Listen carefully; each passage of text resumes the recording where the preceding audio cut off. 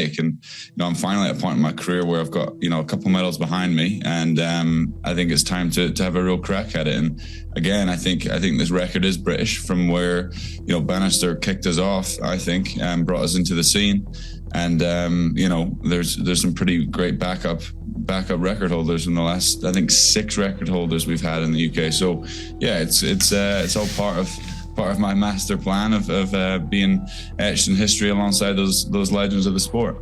A record that stood for 27 years just got completely destroyed, and the man who did it told everyone exactly how he was going to do it months before he actually did. We will get into that moment properly, but first you need to understand what this record actually meant, because almost nobody believed him when he said this out loud back in March. Hicham El Guerrouj ran 3:43.13 in the mile back in 1999, and that time sat untouched for 27 straight years. This is not just some fast time from a long time ago. This is one of the most legendary marks in the entire history of track and field, set by a man who was a champion over both the 1,500 meters and the mile, considered one of the greatest athletes to ever live. Records like that do not fall often, and when they do, it usually takes something close to a miracle. That is exactly why what happened next made absolutely no sense to most people at the time. Back in March, Josh Kerr goes public and says he is not just going to attempt the world record, he predicts the exact number he is going to run, 3:42. People online and around the sport ridiculed him for it, called it arrogant, called it a man completely overestimating himself against a legend's mark that had survived nearly 3 decades of the best milers on the planet trying and failing. But here is the thing about Josh Kerr that people underestimate. He has never really cared about being liked. He has always cared about being right. To understand how he even got to a place where he could make a claim like that, you have to go back to where his competitive edge actually comes from. He grew up with an older brother, playing the same sports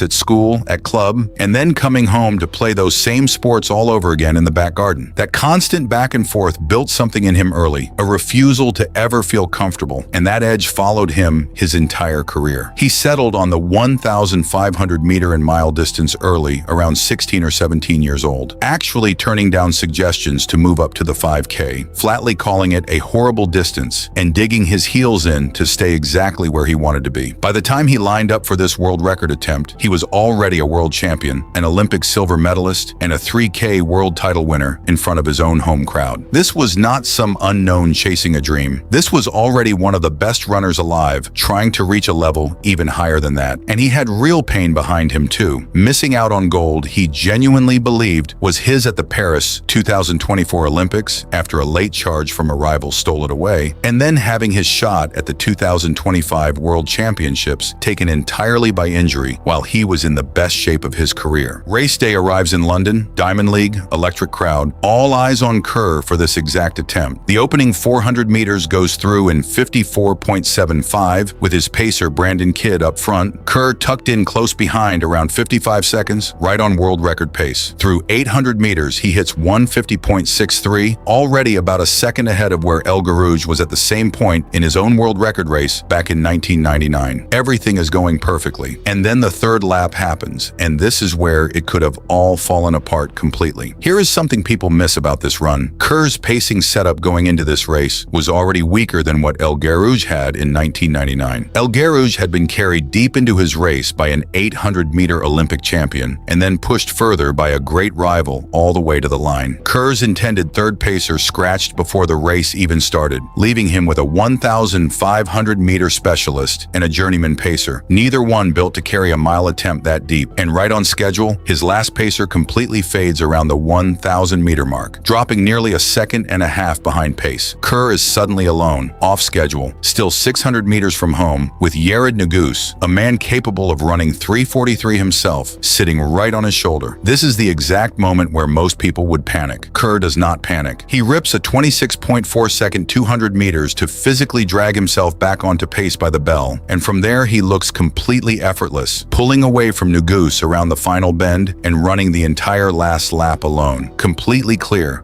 chasing history by himself with nobody left to lean on. He crosses the line in 3:42.66, exactly the number he predicted back in March when everyone was laughing at him, half a second faster than a mark that had survived 27 years. His 1,500-meter split inside that race, 3:27.5, was actually faster than El Guerrouj's own split from 1999. And this was not a solo show either. 9 other men in that same race broke 350, making this genuinely one of the greatest mile races in the history of the sport. The world record officially returns to Great Britain for the first time since the Sebastian Coe era, and honestly, I have a feeling Coe himself is smiling somewhere right now. Now, here is my honest opinion on all of this, and I think it needs to be said plainly. Given everything working against him, the weaker pacing compared to what El Garouge had, his own support collapsing halfway through the race, and the fact that London is not even typically considered one of the fast mile tracks the way Paris or Monaco are, this time might genuinely be even better than it looks on paper. Other events at that exact same meet came in below athletes' season best despite decent conditions, which tells you London was not just handing out fast times that night. Kerr earned every single tenth of that record on his own. This also needs to be said as a redemption story, because that is exactly what it is. After losing gold he believed was his in Paris, after having his 2025 World Championship stolen by injury at the worst possible time, this is about as complete an answer as an athlete can give. Kerr has been painted by some as the anti-hero of the 1,500 meters, seen as arrogant largely because of his rivalry with Jakob Ingebrigtsen, a man who carries more universal popularity in this sport. But I will say this honestly, talking about doing something months in advance and then actually walking out and delivering it under that exact pressure is an entirely different level of difficult, and this performance should finally earn Kerr the respect he has clearly deserved all along. Credit belongs to Ingebrigtsen too, though, because rivalries like theirs are exactly what push athletes to levels they would never reach alone, and I have no doubt Ingebrigtsen understands that better than anyone watching from the outside. So what happens from here? Kerr will be 30 years old by the next Olympics, and you have to go all the way back to 1932 to find the last man over 30 who won 1,500 meter gold. But this run just reminded everyone he is fully still in that conversation. There is still one record left standing too, El Garouge's 1,500 meter world record of 3:26 flat, technically still a touch better than Kerr's mark on the official scoring tables. And if Kerr ever decides to go after that one too, there is a real chance he ends up being the man who takes both of El Garouge's biggest records for himself, not his rival, him. A record that stood for 27 years, called out months in advance by a man who got mocked for saying it out loud, delivered exactly the way he promised. Does Josh Kerr go finish the job and take that 1,500 meter world record next too? Drop your prediction below. I read every single one. Thanks for watching. Subscribe and hit the bell for more sprint stories, training tips, and track highlights.